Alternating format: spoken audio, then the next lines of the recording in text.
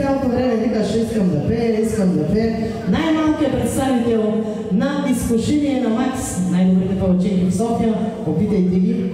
Готов ли си да пееш, моето момче? Дай един микрофон тук. Майка ти те гледа, да знаеш. Внимай как се представиш. Взимай микрофон. Кажи добър вечер. Кажи добър вечер. Включи ли всичко, няма се притесняш.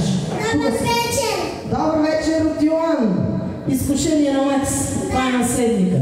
Така, коя песен ще изпеем, Йоане, тая вечер? Взимай виж парада! Я ми попей малко да влеза в так. Взимай виж парада!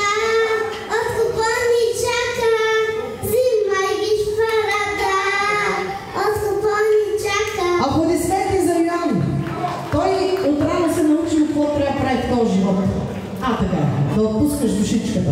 Айде, душичка, да си ме жив и здрав, ела напред пред хората, тук гледат ни, тук гледаш, има нема 70 човека, може би, обаче и там ни гледат още 200, така че трябва да се представим супер. Музика, моля. Мога да танцуваш, а ти си иска звезда, искам да бъдеш.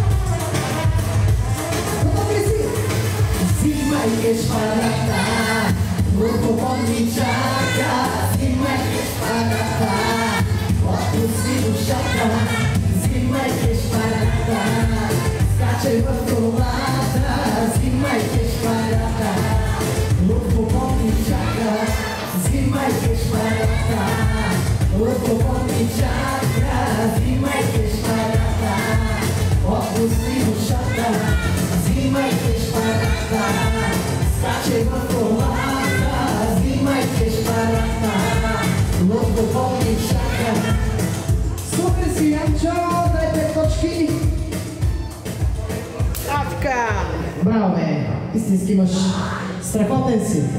Сега искам утре да разправиш там, като се пребереш в София, мале, да ви кажа пек смелчето. Беше много яко, нали?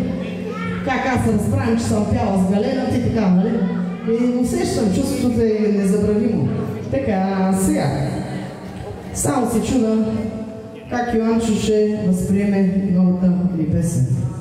Защото там хубаво е пее, там се пее едно друго нещо, боли ме, едни работи и направо малко ми е така неудобно пред децата, обаче само ще кажа, че България без простотия няма успяване. И аз съм решила да изкарам една проста песен, така с прост текст, запомняш се, красив, приятен и общо взето да представя какво се случва в нашата държава България. Така, но затова ще чуете на 24 септември, знаете кога излиза. Не знам, дано да има късмет. Така, другото, което искам да кажа, че вече е време да изпеем за нашия професор. Професоре,